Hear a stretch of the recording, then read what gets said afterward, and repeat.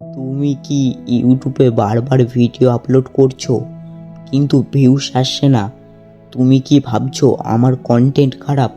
থামো, কারণ সত্যিটা অন্য জায়গায়। 90% নতুন ইউটিউবাররা একটা মারাত্মক ভুল করে, যার কারণে তাদের ভিডিও কখনোই ভাইরাল হয় না। আর সবচেয়ে ভয়ঙ্কর ব্যাপার কি জানো? তুমি হয়তো সেই একই ভুল করছো কিন্তু বুঝতে পারছো না।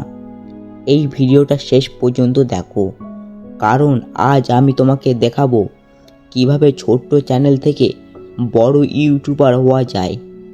আজকের আমাদের গল্পের নাম হলো তুমি কি ইউটিউবে সফল হতে পারছো না? তো চলুন তাহলে শুরু করি আজকের আমাদের ছোট্ট একটি গল্প। রাত তখন প্রায় 2টো। রাহুল তার মোবাইল স্ক্রিনের দিকে তাকিয়ে বসে আছে। নতুন ভিডিও আপলোড করেছে 3 ঘন্টা আগে, কিন্তু ভিউস মাত্র 17। তার বুকের ভেতরটা কেমন জানি হালকা শূন্য হয়ে গেল। আমি কি সত্যিই পারবো না? নিজের মনকে প্রশ্ন করল সে। শুরুটা ছিল স্বপ্ন দিয়ে। রাহুল ছোটবেলা থেকেই বড় কিছু করতে চায়। একদিন সে ইউটিউবে ভিডিও দেখতে দেখতে ভাবলো, এরা যদি পারে আমি কেন পারবো না? সেদিন থেকেই শুরু। একটি পুরানো ফোন, সস্তার ইয়ারফোন মাইক, আর ভেতরে জ্বলতে থাকা একটি আগুন। প্রথম ভিডিও বানাতে তার প্রায় 5 দিন লেগেছিল। এডিট করতে জানতো না, কথা বলতে গিয়ে বারবার থেমে যাচ্ছিল, তবু আপলোড করেছিল। ভিউস এসেছিল মাত্র 11। ধীরে ধীরে হতাশা শুরু হলো। প্রতিদিন ভিডিও বানাতো রাহুল, কখনো মোটিভেশনাল স্টোরি, কখনো নিজের জীবনের অভিজ্ঞতা।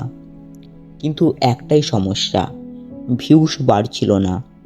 বন্ধুরা মজা করতো, এই সব করে কি হবে, সময় নষ্ট করছিস। পরিবারও বলতো, পড়াশোনায় মন দে, এইগুলো দিয়ে কিচ্ছু হবে না। এক সময় রাহুল সত্যিই ভেঙে পড়েছিল। একদিন সে তার প্রিয় ইউটিউবারে ভিডিও আপলোড করলো। এই ভিডিও তার পুরো মন ঢেলে দিয়েছিল। স্ক্রিপ্ট, ভয়েস এডিটিং সব পারফেক্ট। সে ভেবেছিল এইবার কিছু একটা হবেই। কিন্তু 24 ঘন্টা পার হওয়ার পর ভিউস মাত্র 43। রাহুলের চোখে জল চলে এলো। সে ফোনটাকে বন্ধ করে দিল। মনে মনে বলল, আমি পারবো না, আমি ছেড়ে দিচ্ছি। কিন্তু গল্প এখানেই শেষ নয়। সেই রাতে হঠাৎ তার একটি ভিডিও সামনে আসে। একজন সফল ইউটিউবার বলছে, তুমি যদি 100টা ভিডিও বানাও, তার আগে হাল ছেড়ে দাও, তুমি কখনোই জানতে পারবে না 101 নম্বর ভিডিওটা ভাইরাল হতে পারে কিনা। এই একটা লাইন রাহুলকে যেন মন থেকে ঝাঁকিয়ে দিয়েছিল। সে ভাবলো, আমি তো এখনো 40টা ভিডিও বানিয়েছি, তাহলে আমি কি হেরে যাব? পরের দিন সকালে রাহুল আবার ক্যামেরার সামনে দাঁড়ালো, কিন্তু এইবার একটা বড় পরিবর্তন ছিল।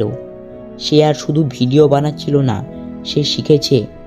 সে বুঝতে শুরু করলো কেন মানুষ ভিডিও দেখে, কিভাবে থাম্বনেল ক্লিক করায়, কোন টপিকটা ট্রেন্ডিংয়ে আছে, কিভাবে গল্প বলা হয়।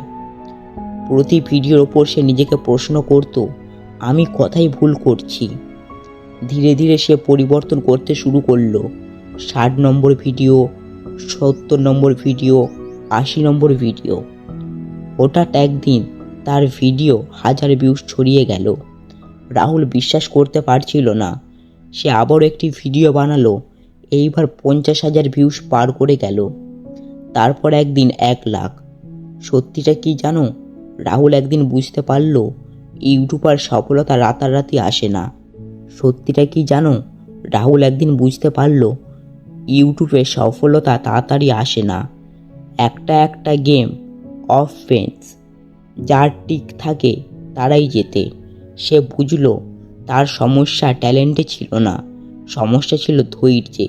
তোমার জন্য একটাই প্রশ্ন, তুমি কি এখনও রাহুলের সেই পুরানো অবস্থায় আছো, নাকি ভিডিও বানাচ্ছ কিন্তু ভিউস আসছে না? মনে হচ্ছে ছেড়ে দিতে, অন্যদের দেখে নিজেকে ছোট মনে হচ্ছে? তাহলে একটা কথা মনে রেখো, তুমি ফেল করেছো না, তুমি শিখেছো। একদিন তোমার ভিডিও সে ভাইরাল হবে। একদিন মানুষ তোমার ভিডিও দেখে অনুপ্রাণিত হবে।